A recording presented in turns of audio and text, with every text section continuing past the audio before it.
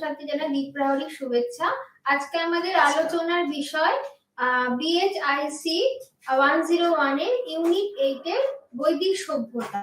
বৈদিক সভ্যতা সূচনা বলতে আমাদের মনে অনেক প্রশ্নের উদ্ভব হয়।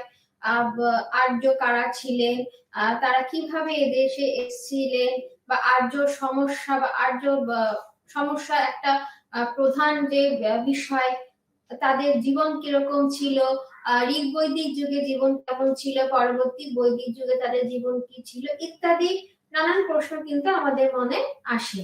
আজকে শুরুতে যে বিষয়টা নিয়ে আজকে আলোচনা করব সেটা হচ্ছে আর্য সমস্যা, বা যেটাকে বলা হচ্ছে এরিয়ান যে আর্য যে আক্রমণ বা সেটা কি আদৌ হয়েছিল, বা তার সত্যাসত্য কতখানি, বা তার কতখানি যুক্তিযুক্ত।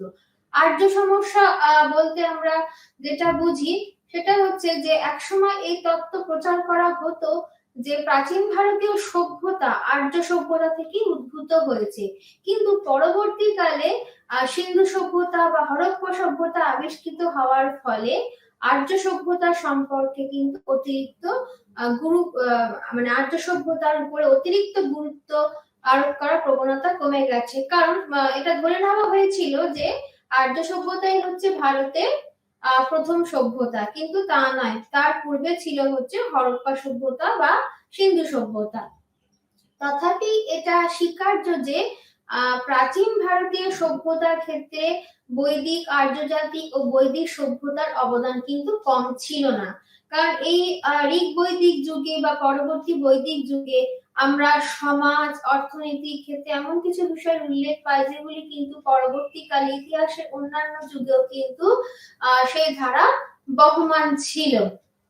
ভারতীয় বৈদিক যুগে কিন্তু ধাতু প্রচলন ছিল, সাহিত্যের সৃষ্টিও কিন্তু সেই সময় হয়েছিল।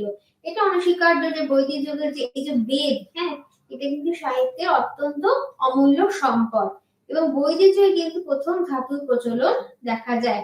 সুতরাং বলা হয়ে থাকে যে আর্যদের ভারতের আগমনের সঙ্গে সঙ্গে ভারতীয় ইতিহাসে প্রাগৈতিহাসিক পর্ব থেকে ঐতিহাসিক পর্বে উত্তরণ ঘটেছে। তাহলে হরপ্পা মহেন্দ্র সভ্যতা আমরা কি দেখেছি? প্রাগৈতিহাসিক পর্ব।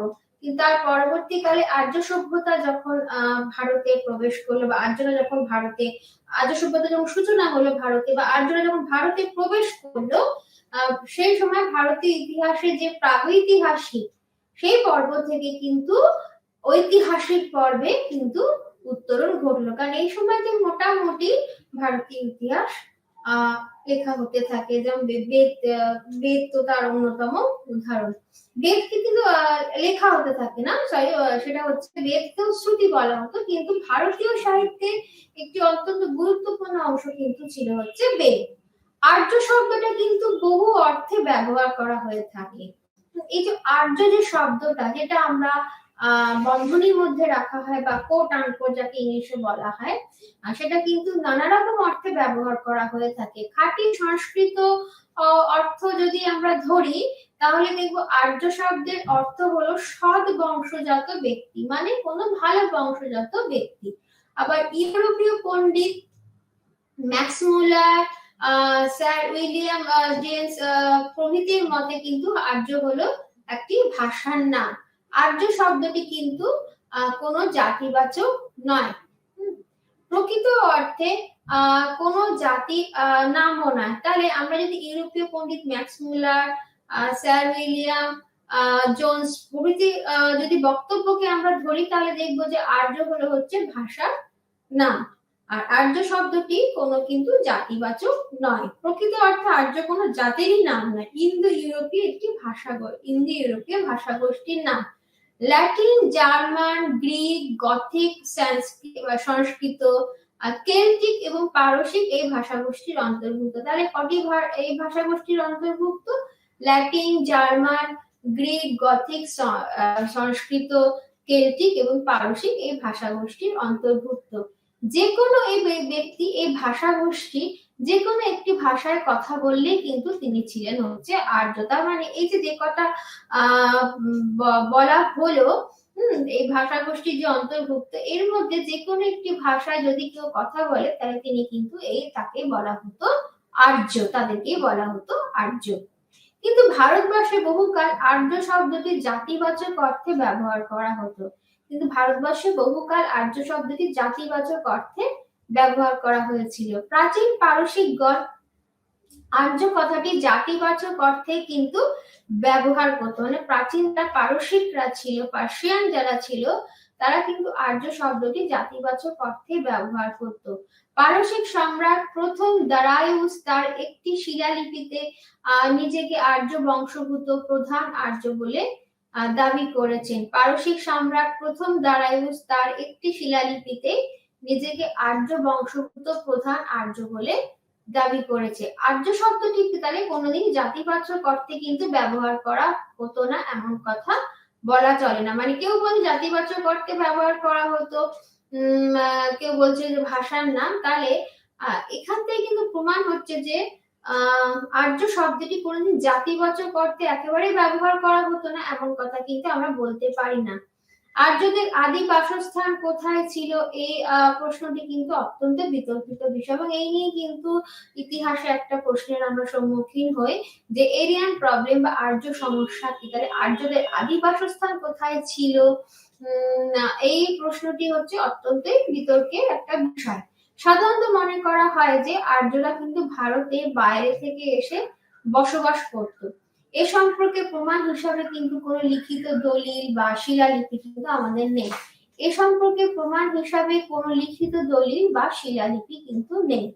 কেবলমাত্র ভাষাতাত্ত্বিক প্রমাণের সহায়তায় কিন্তু আর্যদের আদি বাসস্থান নির্ণয়ের চেষ্টা পণ্ডিতরা করে। কিন্তু এই যে আর্যরা যে ভারতে এসে বসবাস করছে, এ সম্পর্কে কিন্তু কোনো ভাষাতাত্ত্বিক প্রমাণের মানে এ সম্পর্কে কোনো লিখিত দলিল বা শিলালিপি কিন্তু সে অর্থে নেই। শুধুমাত্র ভাষাতাত্ত্বিক প্রমাণের সহায়তা আর্যদের আদি বাসস্থান নির্ণয়ের চেষ্টা পণ্ডিতেরা করেছিলেন।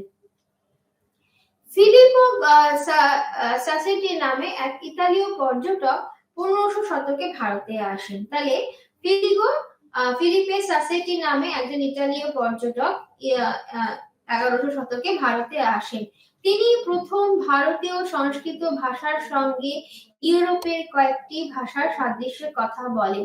যেমন তাহলে ভারতীয় যে সংস্কৃত ভাষা, যেটা আমাদের ক্লাসিক্যাল বা ঐতিহ্যমণ্ডিত যেটাকে ভাষা বলা হয়, ক্লাসিক লিটারেচারের মধ্যে যাকে ধরা হয়, তাহলে যে সংস্কৃতের সঙ্গে কিন্তু ইউরোপের কয়েকটি ভাষার সাদৃশ্যের কথা বলেন। উদাহরণস্বরূপ বলা হয় যে জার্মানের সঙ্গে জার্মান যে ভাষা, তার সঙ্গে কিন্তু সংস্কৃত ভাষার নাকি অনেকটাই মিল আছে। এরপর 1786 খ্রিস্টাব্দে স্যার উইলিয়াম জোন্স তার এশিয়াটিক সোসাইটি বক্তৃতামালায় সংস্কৃত ভাষার সঙ্গে প্রাচীন পারসিক, গ্রিক, ল্যাটিন, টিউটনিক ভাষাগোষ্ঠীর গভীর সম্পর্ক আবিষ্কার করেন। তাহলে 1786 খ্রিস্টাব্দে স্যার উইলিয়াম জোন্স তার এশিয়াটিক সোসাইটি বক্তৃতামালায় সংস্কৃত ভাষার সঙ্গে প্রাচীন পারসিক, গ্রিক, ল্যাটিন, টিউটনিক ভাষাগোষ্ঠীর গভীর সম্পর্ক আবিষ্কার করেছিলেন। উইলিয়াম জোন্স আর্য শব্দটিকে ভাষাগত অর্থে ব্যবহার করেন। তাহলে উইলিয়াম জোন্স আর্য শব্দটিকে কি করেছিলেন, ভাষাগত অর্থে কিন্তু ব্যবহার করেছিলেন। অর্থাৎ তিনি বলেছিলেন যে আর্য কথাটি কিন্তু কোনো জাতিবাচক নয়। তাহলে তিনি প্রথম বলেছিলেন যে আর্য হচ্ছে একটা কিন্তু ভাষার নাম, বা যাই হোক আর্য শব্দটিকে তিনি প্রথম ভাষাগত অর্থে ব্যবহার করেছিলেন। তিনি বলেছিলেন যে আর্য শব্দটি কোনো জাতিবাচক নয়। আর্য হলো প্রাচীন অথবা আদি ইন্দো ইউরোপীয় ভাষার নাম। তাহলে আর্য হলো প্রাচীন অথবা আদি ইন্দো ইউরোপীয় ভাষার নাম। এই ভাষা থেকে বিভিন্ন আর্য ভাষা, বিভিন্ন আদি ভাষার উদ্ভব হয়েছে বা আর্য ভাষার উদ্ভব হয়েছে। সংস্কৃতে পিস্তর এবং মানস্তর, ল্যাটিনে পিটার ও মেটার, গ্রিকে পেটির ও মিটির, ইংরেজিতে ফাদার ও মাদার, এবং জার্মান ভাষায় বেটার ও মুটার, সব ভাষাতেই কিন্তু এই দুটি শব্দের অর্থ হচ্ছে বাবা এবং মা। ভাষাগত এই সাদৃশ্যের কিন্তু ভিত্তিতেই বলা হয়েছে যে মূল ইন্দো ইউরোপীয় ভাষাভাষীরা, অর্থাৎ এশিয়া ইউরোপের বিভিন্ন দেশের আর্য ভাষাভাষীদের পূর্বপুরুষেরা এক সাধারণ বাসভূমিতে কিন্তু বসতি করত। তার মানে এই যে বলা হচ্ছে তাহলে বিভিন্ন ভাষায় এই যে শব্দগুলোর অর্থই হচ্ছে মা এবং বাবা। ভাষাগত এই সাদৃশ্যের ভিত্তিতে বলা হয়েছে যে বা ধারণা করা হয়েছে যে মূল ইন্দো ইউরোপীয় ভাষাভাষীরা অর্থাৎ এশীয় ইউরোপের বিভিন্ন দেশের আর্য ভাষাভাষীদের পূর্বপুরুষেরা এক সাধারণ বাসভূমিতে কিন্তু বসবাস করত। সেখান থেকে পরবর্তীকালে তারা বিভিন্ন শাখায় বিভক্ত হয়ে নানা দিকে ছড়িয়ে পড়েছিল। সেখান থেকে পরবর্তীকালে তারা বিভিন্ন শাখায় বিভক্ত হয়ে নানা দিকে ছড়িয়ে পড়েছিল। সেখান থেকে পরবর্তীকালে তারা ম্যাক্স মুলারের কিন্তু এই মত সমর্থন করেছিলেন। তাহলে এশিয়া ইউরোপের বিভিন্ন দেশে কিন্তু আর্য ভাষাভাষীদের পূর্বপুরুষেরা বসবাস করত, সেখান থেকে তারা বিভিন্ন শাখায় বিভক্ত চারিদিকে ছড়িয়ে পড়ে। ম্যাক্স মুলার কিন্তু এই মত সমর্থন করেছিলেন।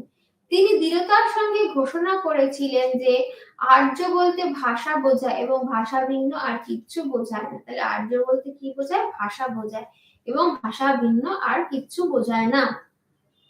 আর্য বলতে আমরা যদি একটি জাতি বুঝি তা শুধু এই কারণে যে সেই জাতি আর্য ভাষাভাষী। তাহলে আর্য বলতে আমরা যদি একটি জাতি বুঝি তা শুধু এই কারণে যে সেই জাতি আর্য ভাষাভাষী। এরপর আমাদের প্রশ্ন উঠতেই পারে যে এই আর্য ভাষা যে জাতিগোষ্ঠী ব্যবহার করতো তাদের আদি বাসস্থান কোথায় ছিল। তাহলে এটাও কিন্তু একটা সমস্যার কথা বলা যেতে পারে। ডক্টর এসি দাস, পণ্ডিত গঙ্গানাথ ঝা, ডক্টর ত্রিবেণী এবং অন্যান্য ঐতিহাসিকেরা প্রভৃতি পণ্ডিতেরা বলেন যে আর্য জাতি আদি যুগ থেকে ভারতে বসবাস করত। মুলতানে দেবকি নদী অঞ্চল বা মানে এই ঐতিহাসিকদের মতে কি যে আর্যরা কিন্তু আর্য জাতি আদি যুগ থেকে ভারতে তারা বসবাস করত। কিন্তু কিছু শিলালিপি পরবর্তীকালে আবিষ্কৃত হয়েছে যেগুলো প্রমাণ করে আর্যরা কিন্তু এখানকার আদি বাসিন্দা ছিল না। মুলতানে ডেক্কি নদী অঞ্চল অথবা কাশ্মীরে বা পাঞ্জাবে সপ্তসিন্ধু অঞ্চলে তাদের আদি বাসস্থান ছিল। তাহলে মুলতানের ডেক্কি নদী অঞ্চল অথবা কাশ্মীরে বা পাঞ্জাবে সপ্তসিন্ধু অঞ্চলে তাদের কিন্তু আদি বাসস্থান ছিল। ঋগ্বেদে সপ্তসিন্ধুর কথা কিন্তু উল্লেখিত আছে। গঙ্গানাথ ঝা প্রমাণ করতে চেয়েছিলেন যে গঙ্গা যমুনা সঙ্গমস্থল পর্যন্ত বিস্তৃত যে ব্রহ্ম যে দেশটি সেটি আর্যদের আদি বাসস্থান ছিল। মানে গঙ্গা যমুনা সঙ্গমস্থল পর্যন্ত বিস্তৃত ব্রহ্মবিদ্বেষ আর্যদের আদি বাসস্থান ছিল। ডিএস ত্রিবেণীর মতে মুলতানের দেবকি অঞ্চল বা দেবকি নদীর যে অববাহিকা অঞ্চলটা সেটা আর্যদের কিন্তু মূল বাসস্থান ছিল। এলডি বাপ্পা মনে করেন যে কাশ্মীরেও হিমালয় সংলগ্ন অঞ্চলে আর্যদের আদি বাসভূমি ছিল। তাহলে এলডি বাপ্পা মনে করেন যে কাশ্মীর এবং হিমালয় সংলগ্ন অঞ্চল আর্যদের কিন্তু আদি বাসভূমি ছিল। স্বামী বিবেকানন্দ মনে করেন যে ভারতবর্ষই ছিল হচ্ছে আর্যদের জন্মভূমি। ইউরোপীয় পণ্ডিতদের ভারতের বাইরে আর্যদের বাসস্থান তত্ত্বের তিনি তীব্র বিরোধিতা করেছিলেন। তাহলে স্বামী বিবেকানন্দ কি করেছিলেন? যে ভারতে যে মানে তার যে ভারতের বাইরে বসবাস করতো আর্যদের এই মতের তত্ত্বে তিনি তীব্র বিরোধিতা করেছিলেন। তিনি বেদ থেকে নানা যুক্তি দিয়েছিলেন। তিনি বেদ থেকে কি কি যুক্তি দিয়েছিলেন? আদি আর্যদের বাসভূমি যে ভারত, এই মতের সমর্থনে বলা হয় যে বৈদিক সাহিত্যের যে সকল গাছ এবং পশু পাখি উল্লেখ আছে তা ভারতের এই সকল স্থানে বৈদিক সাহিত্যের যে সকল গাছ এবং পশু পাখি উল্লেখ আছে তা ভারতের এই সকল স্থানে কিন্তু দেখা গিয়েছিল।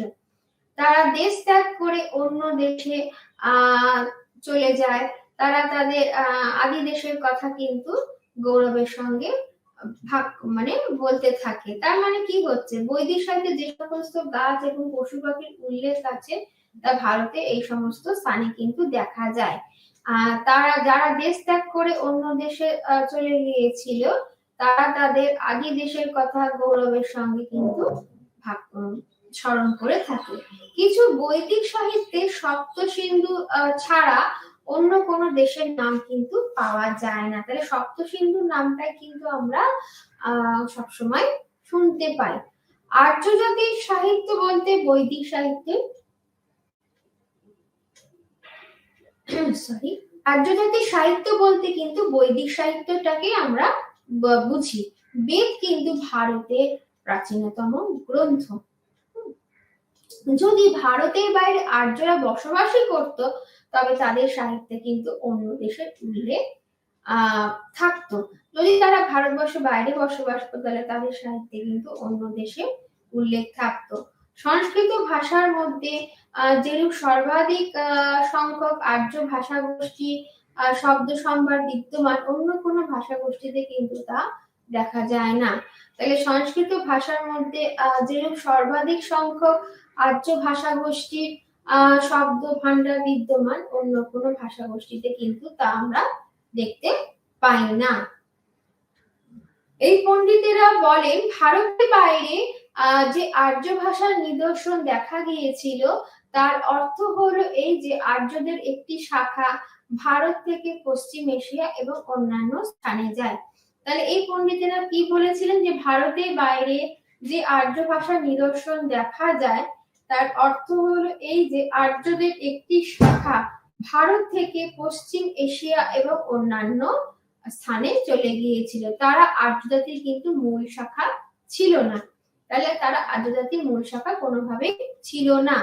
ভারতীয় আর্য জনগোষ্ঠীর উদ্বৃত্ত অংশ ভারতের বাইরে কিন্তু অভিপ্রায়ণ করে। তাহলে ভারতীয় আর্য জনগোষ্ঠীর মানে যে উদ্বৃত্ত যে সারপ্লাস যে অংশটা ছিল, তারা ভারতের বাইরে কিন্তু অভিপ্রায়ণ করে। তাদের সংস্কৃতি মূল ভারতীয় আর্যদের সংস্কৃতি থেকে নিচু মানে ছিল, একটুখানি নিচু মানেরই ছিল। তাদের সংস্কৃতি মূল ভারতীয় সংস্কৃতি মানে আর্যদের সংস্কৃতি থেকে নিচু মানের ছিল।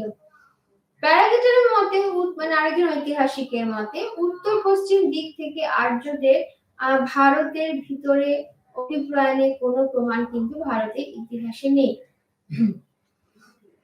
তাহলে কি দেখতে পাচ্ছি, যে উত্তর পশ্চিম দিক থেকে আর্যদের ভারতের ভিতরে অভিপ্রায়ণের কোনো প্রমাণ কিন্তু ভারতের ইতিহাসে নেই।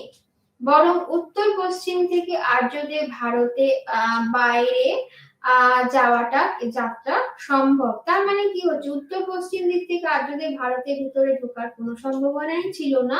উল্টে উত্তর পশ্চিম থেকে আর্যদের ভারতের বাইরে কিন্তু যাত্রা সম্ভব।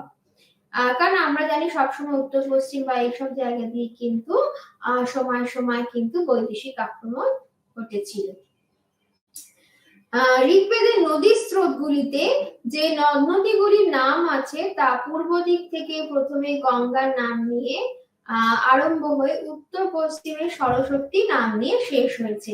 তাহলে ঋগ্বেদে যে নদ নদীগুলির নাম আমরা দেখতে পাই, তা পূর্ব দিক থেকে প্রথমে গঙ্গার নাম দিয়ে আরম্ভ হয়ে উত্তর পশ্চিমে সরস্বতীর নাম দিয়ে কিন্তু তারা শেষ হয়েছে, এবং সরস্বতী নদীর উল্লেখ কিন্তু আমরা সাহিত্যে পাই।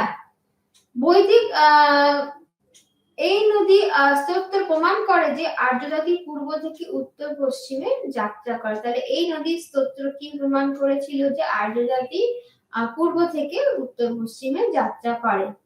বৈদিক আর্যরা ভারতের বাইরে থেকে ভারতে আসে এবং এর সমর্থনে কোনো নির্ভরযোগ্য প্রত্নতাত্ত্বিক প্রমাণ নেই। তাহলে বৈদিক আর্যরা ভারতের বাইরে থেকে ভারতে আসে এবং এর সমর্থনে কিন্তু কোনো নির্ভরযোগ্য প্রত্নতাত্ত্বিক প্রমাণ নেই। ভারতের বিভিন্ন ভাষায় সংস্কৃত শব্দের অনুপ্রবেশ ঘটেছে, কিন্তু ইউরোপে ইন্দো ইউরোপীয় ভাষাসমূহে তা হয়নি। তাহলে ভারতের বিভিন্ন ভাষায় সংস্কৃত শব্দের কিন্তু অনুপ্রবেশ ঘটেছে, কিন্তু কিছু ইউরোপের তাহলে কি ভারতের বিভিন্ন ভাষায় সংস্কৃত শব্দের অনুপ্রবেশ ঘটেছে, কিন্তু ইউরোপের ইন্দো ইউরোপীয় ভাষাসমূহে কিন্তু তা ঘটেনি। উত্তর ভারতের অধিকাংশ ভাষাই হলো সংস্কৃতের দুহিতা। তাহলে উত্তর ভারতের অধিকাংশ ভাষাই হলো সংস্কৃতের দুহিতা। সংস্কৃত যদি মূল ইন্দো ইউরোপীয় ভাষা থেকে আসে, তবে উত্তর ভারতের ভাষাগুলি কিন্তু সংস্কৃত এবং অপভ্রংশ থেকে এসছে। তাহলে উত্তর ভারতের অধিকাংশ তাহলে কি হচ্ছে, উত্তর ভারতের অধিকাংশ ভাষাই হচ্ছে সংস্কৃতের দুহিতা, যাকে বলা হয় কন্যা, মানে সংস্কৃত থেকেই ভাষাগুলির উৎপত্তি হয়েছে।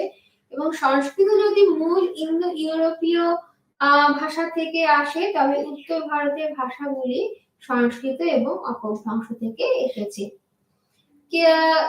কিছু ইউরোপের ভাষাগুলিতে মূল ইন্দো ইউরোপীয় ভাষার কোনো অনুপ্রবেশ কিন্তু ঘটেনি। তাহলে কিছু ইউরোপের ভাষাগুলিতে মূল ইন্দো ইউরোপীয় ভাষার কিন্তু সেরকম কোনো অনুপ্রবেশ ঘটেনি।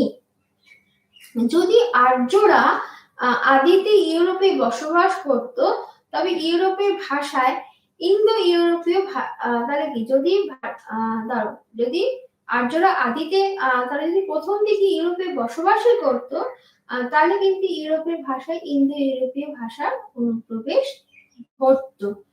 যদি ভারতের বাইরে আর্য জাতি বাস করতো, তাহলে বৈদিক সাহিত্যের মতো তাদের একটি সাহিত্য থাকতো। যদি ভারতের বাইরে তারা আর্য জাতি বসবাস করতো, কিন্তু এরকম কোন সাহিত্য ভারতে বৈদিক সাহিত্য ছাড়া কিন্তু আর কোথাও নেই। তাহলে বলা হচ্ছে তারা যদি বাইরে বসবাসই করতো, তাহলে তার বৈদিক সাহিত্যের উৎপত্তি কোথা থেকে হলো।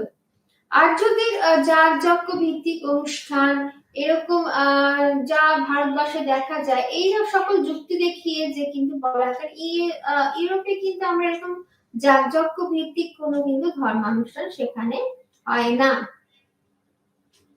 এই সকল যুক্তি দেখিয়ে বলা হয় যে ভারতে আর্যভাষী লোকেরা কিন্তু প্রথম দিকে বসবাস করত। মোটামুটি সেটাই মনে করা হয়, কারণ যদি ইউরোপের সঙ্গে সান্নিধ্য থাকতো, তাহলে কিন্তু বৈদিক সাহিত্য বা আরো যেসব লক্ষণগুলি বা বৈশিষ্ট্য ছিল আর্য সভ্যতা, সেগুলো কিন্তু ফুটে উঠতো না। এছাড়া হচ্ছে এই মতের বিরুদ্ধে তাহলে কি হলো, এছাড়া এই সকল যুক্তি দেখিয়ে বলা হয় যে ভারতে আর্যভাষী লোকেরা আগে বসবাস করত, এবং অনেকেই বলেন যে ঋগ্বেদে দুটি প্রধান ভারতীয় প্রাণী যথা বাঘ ও হাতির কিন্তু নাম নেই। আর্যরা বাইরে থেকে ভারতে আসায় ভারতে এই দুটি প্রাণীর কথা তারা কিন্তু জানতো না। আবার এই মতের বিরুদ্ধে বলা যায় যে ওরা বলছে যে একদল বলছে যদি আর্যরা বাইরে থেকে আসতো বা ভারতে যদি বসবাস করতো, তাহলে কেন সাহিত্যে দুটি জনপ্রিয় প্রাণীর নামে বাঘ এবং হাতির কোনো উল্লেখ পাওয়া যায় না। আর্যরা বাইরে থেকে ভারতে আসা ভারতে এই দুটি প্রাণীর তারা জানতো না। এই মতের বিরুদ্ধে মানে দেখানো হচ্ছে যে আর্যরা কিন্তু এখানে বসবাস করতো না, কিন্তু এই মতের বিরুদ্ধে বলা হয় যে ঋগ্বেদে এই দুটি প্রাণীর কথা বলতেই হবে, এমন বলাটাই হচ্ছে কিন্তু যুক্তিহীন, এমন দাবি করাটাই হচ্ছে যুক্তিহীন। প্রাণীর নাম নাও বলতে পারে। ঋগ্বেদে কিন্তু ঋগ্বেদে যেটা হচ্ছে মানে তাহলে প্রাণী এমন, এটা হচ্ছে যুক্তিহীন। ঋগ্বেদের কারণে কিন্তু কোনো উল্লেখ নেই, তাহলে কি করে বলা হয়ে থাকে যে ঋগ্বেদে লবণের কোনো উল্লেখ নেই, মানে লবণ যে নিত্য প্রয়োজনীয় জিনিস বা ব্যবহার করা যায়, ঋগ্বেদে লবণের কিন্তু কোনো উল্লেখ নেই। তাহলে কি ধরতে হয় যে আর্যরা লবণ ছাড়াই খাদ্য গ্রহণ করতে, বা সেটা হচ্ছে প্রমাণ সাপেক্ষ বিষয়। উপরোক্ত মতে বহু ত্রুটি কিন্তু মার্শাল প্রভৃতি পণ্ডিতেরা লেখেন। তাহলে এই উপরোক্ত মতেরও কিন্তু বহু ত্রুটি মার্শাল প্রভৃতি পণ্ডিতেরা লেখেন। তারা উপরের মতো যে যুক্তিগুলো দেখান তা হলো আর্য জাতি ভারতে আদি বসবাস সম্পর্কে এ পর্যন্ত কেন প্রত্নতাত্ত্বিক প্রমাণ পাওয়া যায়নি। এ পর্যন্ত কোনো প্রত্নতাত্ত্বিক প্রমাণই কিন্তু পাওয়া যায়নি, কারণ এই মতের ত্রুটি কিন্তু তাহলে কারা দেখিয়েছিল, মার্শাল প্রভৃতি পণ্ডিতেরা দেখেন যে ভারতে যে মানে উপরের মতের বিরুদ্ধে এই যে ঋগ্বেদে লবণের উল্লেখ নেই, তারা যে লবণ ছাড়া খাবার খেত ইত্যাদি ইত্যাদি, তারা উপরের মতের বিরুদ্ধে যুক্তিগুলো দেখিয়েছে। তা হলো আর্য জাতি ভারতে আদি বসবাস সম্পর্কে এ পর্যন্ত কোনো প্রত্নতাত্ত্বিক প্রমাণ কিন্তু পাওয়া যায়নি। এছাড়া হচ্ছে বোগসকাইয়ে তেল এর আরমান নামে দুটি শিলালিপি যথাক্রমে এশিয়া মাইনর এবং মিশরে আবিষ্কৃত হয়েছে। তাহলে বোগসকাই এবং তেল এল আরমান নামে দুটি শিলালিপি যথাক্রমে এশিয়া মাইনর এবং মিশরে আবিষ্কৃত হয়েছে, এবং এই দুটি শিলালিপি আবিষ্কারের ফলে কি হয়েছিল, তাহলে কি এই দুটি শিলালিপি আবিষ্কারের ফলে আমরা কি দেখতে পাই? এই শিলালিপিটি 1400 খ্রিস্টপূর্বাব্দ। এই লিপিকে সাধারণত বলা হয় যে লিপিতে আমরা কি দেখতে পাই, এই লিপিতে হিটাহট রাজাগণ বৈদিক দেবতা ইন্দ্রমিত্র বা প্রভৃতির নাম উল্লেখ করেছেন। তার মানে কি হচ্ছে, তখন এই দুটি শিলালিপি আবিষ্কৃত হলো, তাহলে আমরা কি দেখতে পাচ্ছি যে আস্তে মানে আর্যদের সম্পর্কে কিন্তু আরো আমরা অনেক কিছু ডিটেলস মানে বিস্তারিত জানা যাচ্ছে। তাহলে শিলালিপি দুটি, আচ্ছা এশিয়া মাইনর আবিষ্কৃত শিলালিপিটি হচ্ছে 1400 খ্রিস্টপূর্বাব্দে, এটা আমাদের মনে রাখতে হবে। এই লিপিতে আমরা বৈদিক দেবতা ইন্দ্র, মিত্র এবং বরুণ প্রভৃতির নাম উল্লেখ আছে। তেরে আরমানা লিপিতে প্রাচীন সিরীয় রাজাদের নাম ছিল কিন্তু আর্যদের নামের মতোই। এই কারণে অনুমান করা হয় যে আর্যরা বিদেশ থেকে ভারতে আসে। ভারতে আসার আগে কিন্তু আর্যরা এই স্থানে বসবাস করত। এই কারণে অনুমান করা হয় যে আর্যরা বিদেশ থেকে ভারতে আসতো। ভারতে আসার আগে আর্যরা কিন্তু এই স্থানেই বসবাস করত।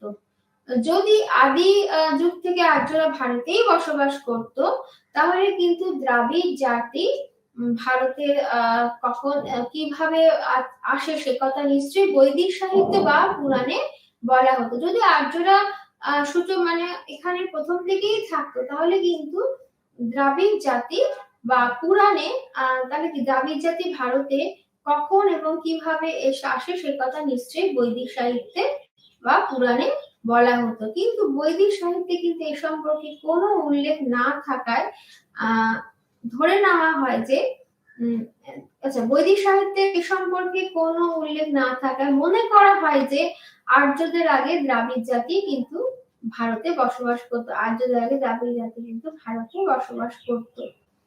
উত্তর ভারতে অনার্য জাতিগুলি কিভাবে এলো তার কোনো উত্তর কিন্তু বৈদিক সাহিত্যে পাওয়া যায় না। তাহলে উত্তর ভারতে অনার্য জাতিগুলি কিভাবে এলো তার সমর্থনে কিন্তু তার কোনো উত্তর কিন্তু বৈদিক সাহিত্যে পাওয়া যায় না। প্রাক ঐতিহাসিক সিন্ধু সভ্যতা হলো বৈদিক সভ্যতা অপেক্ষা পৃথক এবং উন্নত। তাহলে প্রাক ঐতিহাসিক সিন্ধু সভ্যতা হলো বৈদিক সভ্যতা অপেক্ষা অনেক পৃথক এবং উন্নত। এই সভ্যতা উত্তর পশ্চিম ভারতের এক বিস্তীর্ণ অঞ্চল নিয়ে গড়ে উঠেছিল। তাহলে এই সভ্যতা উত্তর পশ্চিম ভারতের এক বিস্তীর্ণ অঞ্চল নিয়ে কিন্তু গড়ে উঠে ছিল। যদি আর্যরা গোড়া থেকেই ভারতে বসবাস করত, তবে তাহলে কখনো কিভাবে এই সভ্যতা স্থাপিত হলো সেই কথা কিন্তু বৈদিক সাহিত্যে বলা হতো।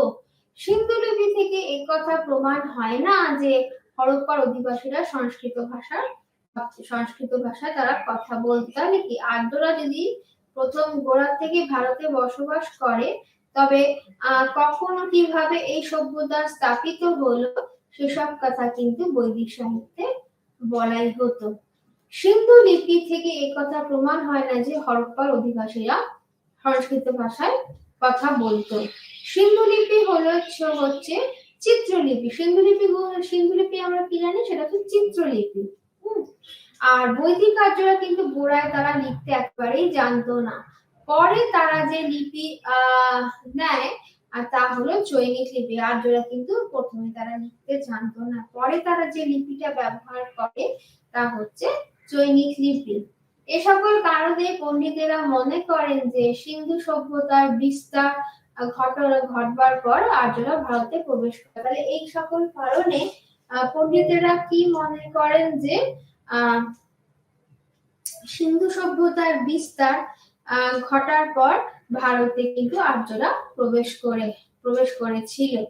ইন্দো ইউরোপীয় ভাষা গোষ্ঠীর ভৌগোলিক অবস্থান ভারতবর্ষের বিপক্ষে কিন্তু সাক্ষ্য দেয়। তাহলে ইন্দো ইউরোপীয় ভাষা গোষ্ঠীর ভৌগোলিক অবস্থান ভারতবর্ষের বিপক্ষে কিন্তু সাক্ষ্য দিয়েছিল। বেশিরভাগ আর্য ভাষার অবস্থান হচ্ছে ইউরোপে, সে তুলনায় কিন্তু এশিয়ায় অনেক কম। তাহলে বেশিরভাগ আর্য ভাষার অবস্থান হচ্ছে কিন্তু ইউরোপে, আর সে তুলনায় এশিয়ায় কিন্তু অনেকটাই কম। পূর্ব ইউরোপে লিথুনিয়া ভাষার সঙ্গে প্রাচীন আর্য ভাষার ঘনিষ্ঠ সম্পর্ক দেখা যায়। পূর্ব ইউরোপিয়ার লিথুনিয়ার ভাষার সঙ্গে কিন্তু প্রাচীন আর্য ভাষার ঘনিষ্ঠ সম্পর্ক দেখা যায়। এর থেকে মনে করা হয় যে আদি আর্যভূমি লিথুনিয়া। তাহলে কি মনে করা হচ্ছে যে বেশিরভাগ আর্য ভাষার অবস্থান হচ্ছে ইউরোপে, সে তুলনায় এশিয়ায় অনেক কম। পূর্ব ইউরোপে লিথুনিয়া ভাষার বংশ প্রাচীন আর্যদের সম্পর্কে প্রাচীন আর্য ভাষার ঘনিষ্ঠ কিন্তু সম্পর্ক দেখা যায়। এর থেকে মনে করা হয় যে আদি আর্য ভূমি লিথুনিয়া নিকটবর্তী ছিল। ইউরোপে মানে আর্যদের বাসস্থান নিয়ে কিন্তু অনেক বিতর্ক আছে। ইউরোপে গ্রিক, ল্যাটিন, জার্মান প্রভৃতি আর্য ভাষাগুলি যেরূপ মন সন্নিবেশ দেখা যায়, ভারত বা তার সন্নিকটস্থ অঞ্চলে কিন্তু ততটা দেখা যায়নি। ইউরোপে গ্রিক, ল্যাটিন, জার্মান প্রভৃতি আর্যজাতিক ভাষাগুলি যেরূপ মানে সন্নিবেশ আমরা দেখতে পাই, ভারত বা তার সন্নিকটস্থ মানে কাছাকাছি অঞ্চলে কিন্তু ততটা দেখা যায় না। এই অঞ্চলে সংস্কৃত এবং প্রাচীন পারসিক ছাড়া অন্য কোন আর্য ভাষার অস্তিত্ব কিন্তু আমরা দেখতে পাই না। তাহলে এই অঞ্চলে সংস্কৃত এবং প্রাচীন পারসিক ছাড়া অন্য কোন আর্য ভাষার অস্তিত্ব দেখা যায়নি। যেহেতু ইউরোপে আর্য ভাষাগুলি ঘনসন্নিবিষ্ট এবং সংখ্যায় তারা অধিক ছিল, সেহেতু পণ্ডিতেরা বলেন যে ইউরোপে কিন্তু আর্য জাতি আদিতে বসবাস করত। ইউরোপ থেকে তারা ক্রমে ভারতে চলে আসতে থাকে। ভারত যদি আর্যদের আদি বাসস্থানই হতো, তাহলে কিন্তু ভারত থেকে বাইরে ছড়িয়ে পড়ার আগে তারা গোটা ভারতে কিন্তু আর্য জাতি বিস্তার করত। তাহলে ভারত যদি আর্যদের বাসস্থান হয়, তবে ভারত থেকে বাইরে ছড়িয়ে পড়ার আগে তারা গোটা ভারতে কিন্তু আর্য বসতি বিস্তার করত। কিন্তু দক্ষিণ ভারত দীর্ঘকাল আর্য সভ্যতার বাইরে ছিল। এটা ঠিক, দক্ষিণ ভারত কিন্তু দীর্ঘকাল আর্য সভ্যতার বাইরে ছিল। মানে যেটাকে আমরা দ্রাবিড় বলি, দ্রাবিড় যে একটা ভাষা, হ্যাঁ, বা দ্রাবিড় কালচার, যেটা দ্রাবিড়িয়ান সংস্কৃতি বলা হয়, তাহলে সেটা কিন্তু অনেকটাই তাদের নিজস্বতা বজায় রাখতে পেরেছিল। সম্ভবত সংস্কৃত ভাষায় তালব্য বর্ণ যথা ন, অনুস্বার, খণ্ডত্ব প্রভৃতির প্রভাব দেখা যায়, যা ইন্দো ইউরোপীয় ভাষায় কিন্তু নেই। তাহলে ইন্দো ইউরোপীয় ভাষায় কিন্তু এদের প্রভাবটা আমরা দেখতে পাই না। আর্যরা ভারতে আসার পরে দ্রাবিড় ভাষায় কিন্তু প্রভাব পড়ার ফলে কিন্তু এরকম, আর্যরা ভারতে আসার পর দ্রাবিড় ভাষায় কিন্তু প্রভাব পড়ার ফলে এরকম হয়েছে। বৈদিক সাহিত্যে সিংহের কথা আছে, কিন্তু বাঘ ও হাতির কিন্তু উল্লেখ নেই। তাহলে বৈদিক সাহিত্যে কিন্তু কাদের উল্লেখ আছে? সিংহের উল্লেখ আছে, কিন্তু বাঘ এবং হাতির কিন্তু কোনো উল্লেখ নেই। অর্থাৎ যদি গোড়া থেকে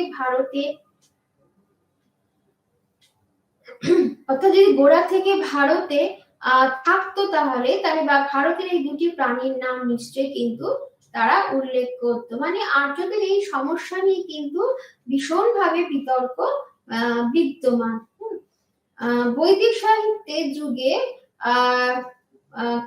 হস্তিন খুব হস্তিন বা এই শব্দটি বা একটা হস্তিন কথাটা পাওয়া যায়, যা বলা হয় যে হাতির আরেকটি হাতির কাব্যিক নাম। মানে হস্তিন, এইটা নিয়ে একটি আমাদের গানও, বহুল প্রচলিত গানও আছে। তাহলে হস্তিন যে শব্দটি আমরা পাওয়া যায়, কথাটি পাওয়া যায়, যা কিন্তু হাতির একটি সাহিত্যিক নাম বা তার কাব্যিক নাম। সম্ভবত আর্যরা আগে কখনো হাতি দেখেনি। তারা কাঙ্ক্ষিত ভাবে কিন্তু হাতির নাম দেয়। তাহলে আর্যরা কখনোই কিন্তু হাতি কোনোদিনই দেখেনি। এই সকল যুক্তির দ্বারা ভারতে কিন্তু আর্যদের যে ভূমি হয়ে থাকে, তাহলে তাহলে আমরা কি দেখতে পাই যে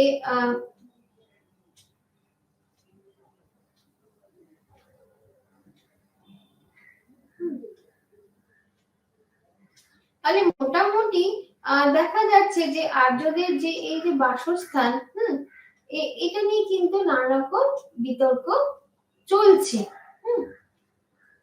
এছাড়া মোটামুটি প্রত্নতাত্ত্বিক প্রমাণ থেকে কিন্তু আমরা এটাকে দেখতে পাই। তাহলে এই যে বগোজকায় শিলালিপি বা এশিয়া শিলালিপি, এইটাকে যখন দেখা হয় তখনই কিন্তু এটাকে বোঝা যায়। আচ্ছা, তাহলে ৩৫০০ বছর পর ঋগ্বেদের যুগে ভারতে তাহলে এই যে বলা হচ্ছে, আরেকটা মত অনুযায়ী আমরা দেখতে পাই যে ঋগ্বেদের যুগেরা কিন্তু আর্যরা পশুচারণ, মানে আর্যদের জীবন নিয়ে কিন্তু বা সঙ্গে তার ৩৫০০ বছর পরেও ঋগ্বেদের যুগে কিন্তু ভারতে বৈদিক আর্যদের সামাজিক জীবনে কি কোনো পরিবর্তনই আসেনি, বা ঋগ্বেদের যুগে আর্যরা প্রধানত পশুচারণ করতে ইত্যাদি ইত্যাদি। মানে তারা যে কোন দিক থেকে এসছে সেটা কিন্তু সাধারণত অনেক কিছু অনেক ঐতিহাসিক অনেক রকম ভাবে বলেছে। অধ্যাপক হার্টের মত হলো যে আর্যরা ইউরোপে লিথুনিয়া থেকে ককেশাস পর্বত পর্যন্ত, ককেশাস পর্বত পার হয়ে ইরান বা পারস্যে প্রবেশ করত। তাহলে অধ্যাপক হার্টের মত হলো যে আর্যরা ইউরোপে লিথুনিয়া থেকে ককেশাস পর্যন্ত পার হয়ে, ককেশাস পর্বত পার হয়ে তারা ইরান বা পারস্যে প্রবেশ করত। পরে কিন্তু তারা ভারতে প্রবেশ করে। বগোজকায় শিলালিপিতে 1500 খ্রিস্টপূর্বাব্দে অধ্যাপক হার্ট সিরিয়ার ভারতীয় রাজাদের আর্যদের মতো করে কিন্তু নাম লক্ষ্য করে এই অভিমত দিয়েছেন। এই অভিমতটা কেন দেওয়া হয়েছে যে আর্যরা ইউরোপে লিথুনিয়া থেকে ককেশাস পর্বত পার হয়ে ইরান বা পারস্যে প্রবেশ করেছিল, পরে তারা ভারতে প্রবেশ করে। কারণ বগোজকায় শিলালিপির মতে অধ্যাপক বগোজকায় শিলালিপিতে অধ্যাপক হার্ট কি করেছিলেন, সিরিয়ার রাজাদের ভারতীয় আর্যদের মতো নাম লক্ষ্য করে কিন্তু এই অভিমত দিয়েছিলেন। এছাড়া বিখ্যাত জার্মান পণ্ডিত অধ্যাপক ব্রান্ডেস্টাইনের অভিমত অধিকাংশ পণ্ডিতই গ্রহণ করেছিলেন। তাহলে আরেকজনকে জার্মান পণ্ডিত ছিলেন অধ্যাপক ব্রান্ডেস্টাইনের অভিমত অধিকাংশ পণ্ডিতই গ্রহণ করেছিলেন। তার মতে ইউরাল পর্বতের দক্ষিণে ঘিথি যে স্টেপ বা তৃণভূমি যেটাকে বলা হয়, স্টেপ অঞ্চল যেটাকে বা তৃণভূমি বলা হয়, তার মতে কি ইউরাল পর্বতের দক্ষিণ দিকটায় থিরগিজে স্টেপ বা যেটা তৃণভূমি অঞ্চলে আর্যরা বসবাস করত।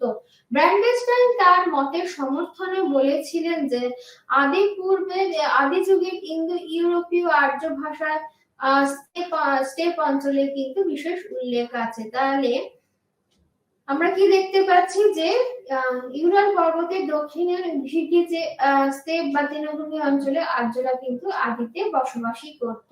ব্রান্ডেস্টাইন তার মতের সমর্থনে বলেছিলেন যে আদি যুগে ইন্দো ইউরোপীয় আর্য ভাষার স্টেপ অঞ্চলে বিশেষ উল্লেখ আছে। স্টেপসিতে পশুচারণের কিন্তু সুবিধা ছিল। তাহলে এই অঞ্চলে কিন্তু আমরা কি দেখতে পাই যে এখানে পশুচারণের সুবিধা ছিল। এই স্টেপ ছিল হচ্ছে ইউরাল পর্বতের দক্ষিণে দিয়াসটিদের স্টেপ। এই স্থান থেকে কিন্তু আর্যদের একটি শাখা পশ্চিমে আসে। পরে এই শাখা কিন্তু দুটি ভাগে ভাগ হয়ে যায়, এক ভাগ ইরানে যায় আর আরেক ভাগ কিন্তু ভারতে প্রবেশ করে। এই মত সর্বাধিক গৃহীত হয়। ব্র্যান্ডেস্টাইনের মতের জনপ্রিয়তার কারণ হলো যে তিনি শব্দতত্ত্ব দ্বারা প্রমাণ করার চেষ্টা করেছিলেন যে আদি আর্য ভাষা ও ইন্দো ইউরোপীয় ভাষায় পর্বতের পাদদেশের তৃণভূমিতে আর্যদের আদি বাস ছিল। তাহলে কি এই মত ব্র্যান্ডেস্টাইনের মতের জনপ্রিয়তার কারণ হলো তিনি শব্দতত্ত্ব দ্বারা প্রমাণ করার চেষ্টা করেছিলেন যে আদি আর্য ভাষা এবং ইন্দো ইউরোপীয় ভাষায় পর্বতের পাদদেশের তৃণভূমিতে কিন্তু আর্যদের আদি বাসস্থান ছিল, মানে স্টেপ অঞ্চলে আর্যদের আদি বাসস্থান ছিল। যে অঞ্চলে হরিণ, ভোঁদর, বন্য শুয়োর, নেকড়ে, শিয়াল, ভাল্লুক ইত্যাদি নানা স্তন্যপায়ী প্রাণীর বাস ছিল। এই স্থান ছিল তার মতে গিরগিজের স্টেপ অঞ্চল। এবার কারোর মতে ইন্দো ইউরোপীয়, কাস্পিয়ান সাগরীয় এবং দক্ষিণ এশিয়ার স্টেপ অঞ্চল থেকে কিন্তু উদ্ভূত হয়েছিল এই আর্য। তাহলে কারোর মতে ইন্দো ইউরোপীয়গণ কাস্পিয়ান সাগরীয় এবং দক্ষিণ এশিয়ার স্টেপ অঞ্চল থেকে উদ্ভূত হয়েছিল। মানে ইন্দো ইউরোপীয়গণ কোথা থেকে? কাস্পিয়ান সাগর এবং দক্ষিণ রাশিয়া স্টেপ অঞ্চল থেকে উদ্ভূত হয়েছিল। অনেকে আবার ভাষান্তর করে এই অঞ্চলকে ইউরেশিয়ার উত্তর অঞ্চল বলে অভিহিত করেছিলেন। তাহলে অনেকে আবার ভাষান্তর করে এই অঞ্চলকে ইন্দোনেশিয়ার উত্তরাঞ্চল বলে অভিহিত করেছিলেন। অধ্যাপক এল ব্যাসা মনে করেন খ্রিস্টপূর্ব 2000 অব্দের কাছাকাছি সময় পশ্চিম পোল্যান্ড থেকে পূর্বে মধ্য এশিয়া পর্যন্ত বৃহৎ স্টেপ বা তৃণভূমি অঞ্চলে, তার মানে কি অধ্যাপক এল ব্যাসাম কি মনে করেছেন যে খ্রিস্টপূর্ব 2000 অব্দের কাছাকাছি সময় পশ্চিমে পোল্যান্ড থেকে পূর্বে মধ্য এশিয়া পর্যন্ত বিস্তৃত বৃহৎ স্টেপ বা তৃণভূমি অঞ্চলে যে আধা যাযাবররা বর্বররা বাস করত তাই কিন্তু ভারতে আগত আর্যদের পূর্বপুরুষ।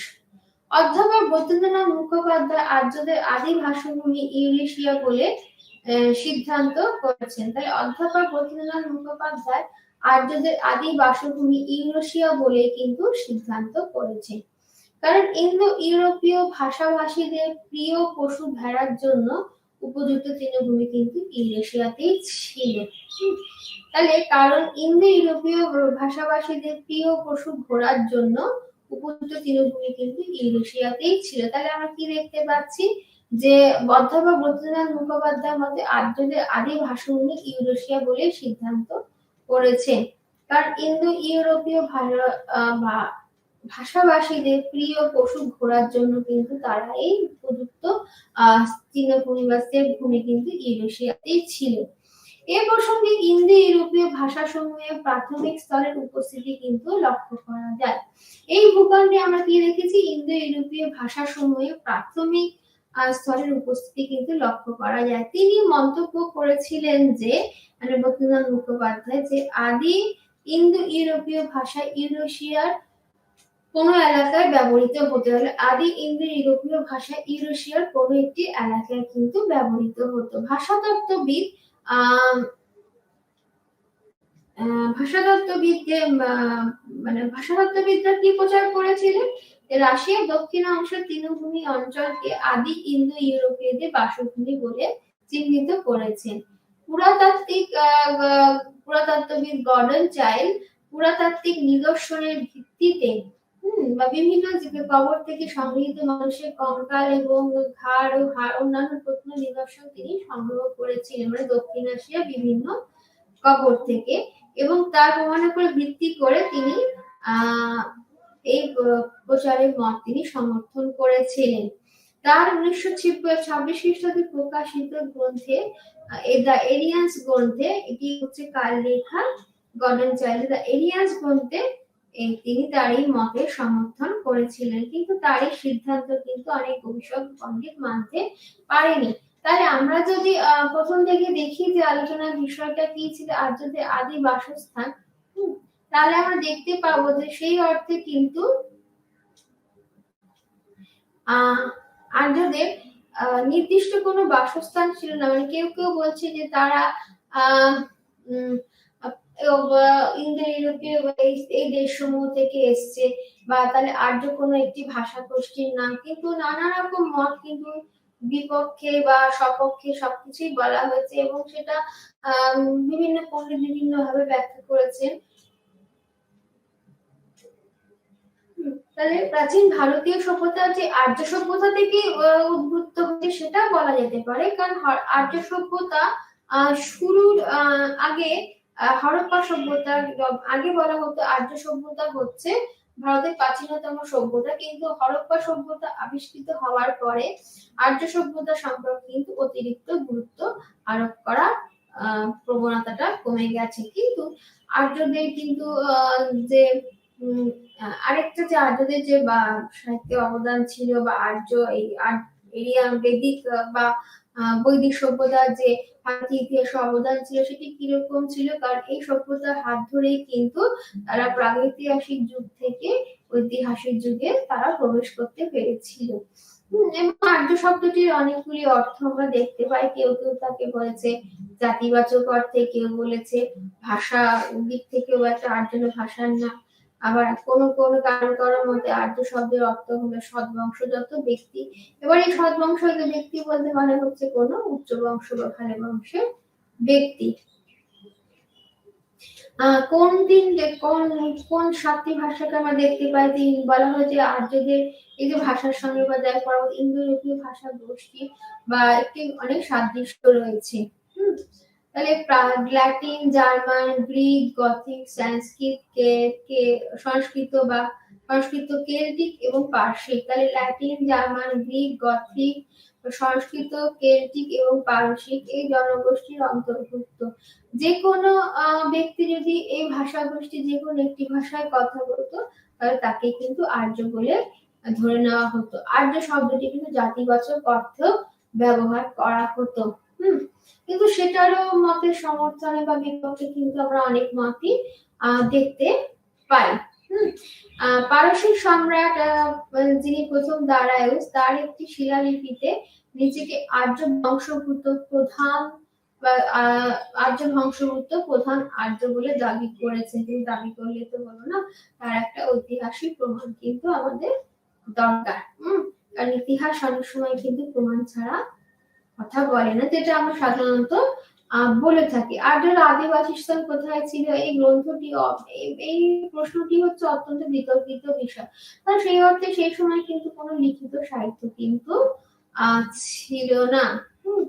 আর্যরা ভারতের বাইরে থেকে এসে বসবাস করত, বা তারা তাদের বা জীবনধারা বা তাদের সঙ্গে কিন্তু অনেক সময় যারা এখানে থাকতো বা তাদের সঙ্গে কিন্তু অনেক সময় মিলত না। পুরাতত্ত্ববিদ বা ভাষাতাত্ত্বিকবিদরা কিন্তু আর্যদের আদি বাসস্থান নিয়ে কিন্তু নানা রকম গবেষণা করেছেন, এবং তারা যে পূর্বে যারা গবেষণা করেছে তাদের গবেষণার সাহায্য নিয়েছে ইত্যাদি। ঐতিহাসিকদের মধ্যে আমি উল্লেখ করতে পারি যে বদ্রীনাথ মুখোপাধ্যায়, ফিলিপ সাসোটি, এছাড়া হচ্ছে স্যার উইলিয়াম জোন্স, এছাড়াও হচ্ছে ম্যাক্স মুলার। এদের কথা কিন্তু অতি অবশ্যই উল্লেখযোগ্য। প্রথম ভারতীয় সংস্কৃতি যিনি ইতালি পর্যটক এসেছিলেন, আমি এটা আরেকবার তোমাকে বলছি কারণ এই যে জায়গাটা একটু বেশ কঠিন এবং এটাকে একটু বারবার মনে রাখতে হবে। তিনি প্রথম ভারতীয়, তারা আদৌ এসেছিল কিনা, যেমন তোমাদের টপিক আছে যে Aryan invasion is it myth or reality, এটা পুরোটা কিন্তু মিথ নয়। তিনি প্রথম ভারতীয় সংস্কৃত ভাষার সঙ্গে ইউরোপের কয়েকটি ভাষার সাদৃশ্য কিন্তু তিনি খুঁজে পেয়েছিলেন। ফিলিপ সাসোটি নামে একজন ইটালিয়ান পর্যটক। অর্থাৎ তিনি বলেছিলেন যে উইলিয়াম জোন্স কিন্তু আর্য শব্দটিকে ভাষাগত অর্থে ব্যবহার করেছিলেন। অর্থাৎ তিনি বলেছিলেন যে আর্য শব্দটি কিন্তু কোনো জাতিবাচক শব্দ নয়। আর্য হলো প্রাচীন অথবা আদি ইন্দো ইউরোপীয় ভাষার নাম। এই ভাষা থেকে বিভিন্ন অধিভাষার উদ্ভব হয়েছে। এছাড়াও যেটা আমরা দেখতে পাই যে সংস্কৃতে পিতার ও মাতা বা ল্যাটিনে পেটার ও মেটার, গ্রিকে হচ্ছে তোমার পেটির ও পিটি, ইংরেজিতে হচ্ছে মাদার এবং ফাদার, হ্যাঁ, এবং জার্মান ভাষায় হচ্ছে পেটার মুটার। তাহলে মানে এই ভাগেতে কিন্তু এই দুটি শব্দের অর্থ হচ্ছে মানে যে সবকিছুর মধ্যে কিন্তু এই দুটি শব্দের অর্থ হচ্ছে মা এবং বাবা। ভাষাগত এই সাদৃশ্যের ভিত্তিতে বলা হয় যে মূল ইন্দো ইউরোপীয় ভাষাভাষীরা অর্থাৎ এশিয়া ইউরোপীয় বিভিন্ন দেশের আর্য ভাষাভাষীদের পূর্বপুরুষেরা কিন্তু এক সাধারণ বসবাসের মধ্যে বসবাস করত। সেখান থেকে পরবর্তীকালে তারা বিভিন্ন শাখায় বিভক্ত হয়ে কিন্তু চারিদিকে ছড়িয়ে পড়েছিল। তাহলে আমরা কি দেখতে পাচ্ছি যে মূল ইন্দো ইউরোপীয় ভাষাভাষীরা অর্থাৎ এশিয়া ইউরোপের বিভিন্ন দেশের আর্য ভাষাভাষীদের পূর্বপুরুষেরা এক সাধারণ বসভূমিতে কিন্তু বসতি করত। সেখান থেকে পরবর্তীকালে তারা বিভিন্ন শাখায় বিভক্ত হয়ে নানা দিকে ছড়িয়ে পড়েছিল। ম্যাক্সিমিলার কিন্তু এই মত সমর্থন করেছিলেন এক্সেট্রা এক্সেট্রা। তিনি আবার ঘোষণা করেছিলেন দৃঢ়তার সঙ্গে যে গোষ্ঠী বলতে ভাষা বোঝায় এবং সেই ভাষা বা ভিন্ন আর কিছু বোঝায় না। তাহলে কি আর্য বলতে একটা ভাষা বোঝাতে এবং তাহলে কি বলছে যে এখানে আর্য বলতে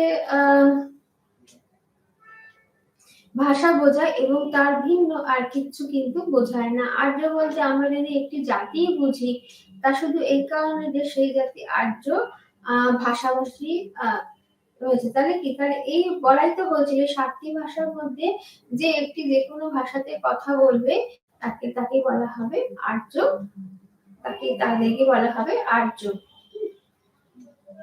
গঙ্গানাথ ঝা যেটা আমরা প্রমাণ করতে চেয়েছিলেন যে গঙ্গা যমুনা সঙ্গমস্থল পর্যন্ত এই যে অঞ্চলটা এটা নাকি পুরোপুরি ভাবে হচ্ছে আর্যদের আদি বাসভূমি। ডিএস ত্রিবেণী এবং মতানুসারে মুলতানের দেবকী নদীর অববাহিকা এবং অন্যান্য জায়গায় কিন্তু এখনো যদি স্টুডেন্টদের নিয়ে ঘোরা যায় বা যাই হোক পরবর্তীকালে সেটা সময় নিয়ে করা হবে যে যদি কখনো কোনো সে ব্যবস্থা করা যায় তাহলে দেখানো যেতে পারে যে আদৌ কিন্তু আর্যরা কিন্তু বাইরে থেকে এসেছিল না, তারা কিন্তু এখানেই থাকতো। আর্য বলতে যদি আমরা জাতি বুঝতে পারি তাহলে তা শুধু এই কারণে কারণ জাতি আর্য ভাষা সেইবার প্রশ্ন যদি ভাষা গোষ্ঠীতে যে জাতি গোষ্ঠী ব্যবহার করতো বা তার থাকতো তাদের আদি বাসস্থান কোথায় ছিল, তাহলে আমাদের সময় সবসময় প্রশ্ন আসে যে আর্যদের আদি বাসস্থান কোথায় ছিল। এবং সেই জন্য কিন্তু এই সেটা নিয়ে কিন্তু একটা বড় ডিবেট চলে। এছাড়া আমি দেখতে পাচ্ছি যে স্বামী বিবেকানন্দ কিন্তু আর্যরা যে বাইরে থেকে এসছে সেই মতকে সমর্থন কিন্তু তিনি করেন না। তিনিও তার মতের সপক্ষে কিন্তু অনেক যুক্তি দেখিয়েছিলেন। সেই যুক্তিগুলো যেমন তারা যদি ভারতে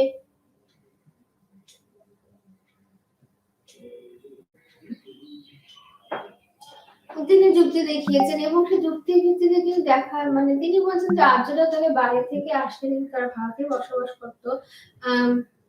তিনি যে যুক্তি দিয়েছেন তার মতের বিরুদ্ধে এটা যুক্তি দেখানো যে তারা যদি ভারতে বসবাসই করতো তাহলে তাদের সাহিত্যে কেন বাঘ বা হাতির নামে উল্লেখ নেই।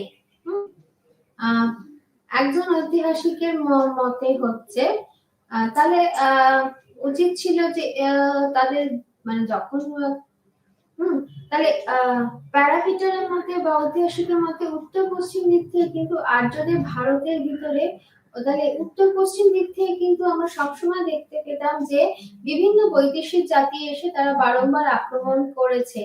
তাহলে উত্তর পশ্চিম দিক থেকে আর্যদের ভারতে আসার কিন্তু কোনো চিহ্নই আজ পর্যন্ত কোনো প্রমাণ কিন্তু ইতিহাসে দেখা যায় না। তবে এটা উল্টোটা হয় উত্তর পশ্চিম থেকে আর্যদের ভারতের বাইরে কিন্তু যাত্রা সম্ভব ছিল, যেটা একসময় আটকে দেওয়া হয়েছিল।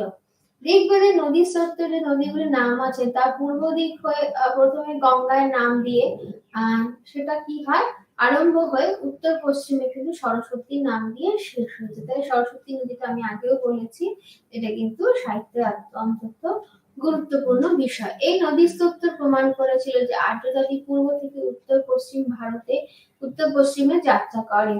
বৈদিক আর্যরা ভারতের বাইরে ভারত থেকে আসে না। মানে এটা কি বলছে যে বৈদিক আর্যরা ভারতের দৃষ্টিতে ভারতের বাইরে থেকে আর্যরা বৈদিক আর্যরা যে ভারতের বাইরে থেকে ভারতে আসে এই সমর্থনে কিন্তু কোনো আমরা নির্ভরযোগ্য প্রত্নতাত্ত্বিক প্রমাণ কিন্তু আজ পর্যন্ত পাইনি। ভারতের বিভিন্ন অঞ্চলে সংস্কৃত ভাষার অনুপ্রবেশ ঘটেছিল, কিছু ইন্দো ইউরোপীয় ভাষার প্রবেশ ঘটেছিল, কিন্তু ইন্দো ইউরোপ মানে এই কারণ আমরা জানি সংস্কৃত হচ্ছে একটি ক্লাসিক্যাল ল্যাঙ্গুয়েজ যাকে বলা হয়। তাহলে ঋগ্বেদে যে নদী স্তোত্র যে নদীগুলো তা পূর্ব দিক থেকে শুরু হয়ে আস্তে আস্তে সেটা উত্তর পশ্চিমে সরস্বতীর নাম দিয়ে প্রবেশ করেছে বা শেষ হয়েছে। এই নদীস্তোত্রে প্রমাণ করেছিল যে ভারতের আদি এছাড়া ভারতের বিভিন্ন ভাষা সংস্কৃত শব্দে কিন্তু অনুপ্রবেশ ঘটলেও ইউরোপের ইন্দো ইউরোপীয় ভাষায় কিন্তু সবকিছুর মধ্যে সংস্কৃত কিন্তু শব্দ অনুপ্রবেশ করা যায়নি। উত্তর ভারতের অধিকাংশ ভাষায় আমরা দেখে তার অধিকাংশ ভাষাই হচ্ছে সংস্কৃত ভাষার উপরে বেস করে করা হয়েছে। এছাড়া হচ্ছে ভারতের বাইরে আর্যজাতি বাসী করতো, তবে বৈদিক সাহিত্যের মতো তাদের একটি সাহিত্য কিন্তু থাকতো। কিন্তু এখনো কেন সাহিত্য এবং ভারতের বৈদিক সাহিত্য ছাড়া আর কোথাও কিন্তু নেই। আর্যদের যাগযজ্ঞ ভিত্তিক অনুষ্ঠান একমাত্র কিন্তু ভারতবর্ষে দেখা যায়, কিন্তু এটা পুরোপুরি সমর্থন কি করা যায়, কারণ পূর্বে যে হরপ্পা সভ্যতা ছিল সেখানে কিন্তু কোনো যাগযজ্ঞের সেই অর্থে কিন্তু ব্যবস্থা সেখানে ছিল না। অর্থাৎ বাইরে থেকে ভারতে আসার এই দুটি প্রাণী, আরেকটা হচ্ছে বাঘ ও হাতির নাম কিন্তু তারা জানতো না। বাঘ ও হাতির কিন্তু উল্লেখ পাওয়া যায় না। উল্টো কার উল্লেখ পাওয়া যায়? হরিণের উল্লেখ পাওয়া যায়। এই মতের বিরুদ্ধে বলা হয় যে ঋগ্বেদে এই দুটি প্রাণীর সব কথা তারা জানতো না। এই মতে বলা হয় যে এছাড়া আমরা জানি যে প্রাণীর কোনো অস্তিত্ব নেই এমনটা বলা যুক্তিহীন। এছাড়া হচ্ছে পল্লবে ঋগ্বেদে যে লবণের কোনো উল্লেখ নেই, তার মানে তারা কি লবণ করার সময় তারা লবণ ব্যবহার করতো না? নিশ্চয়ই করতো, কিন্তু কোথাও না কোথাও দিয়ে তার একটা প্রমাণ আছে। উপরে সমস্ত মতের ত্রুটি মার্শাল প্রভৃতি পণ্ডিতরা দেখান, তারা কি করেছিলেন, তারা উপরের মতের বিরুদ্ধে যুক্তিগুলি দেখান, সেগুলিকে তিনি আগে খণ্ডন করেছিলেন, তারপরে তিনি কিন্তু পজিটিভ অ্যান্সারের দিকে গিয়েছিলেন। যে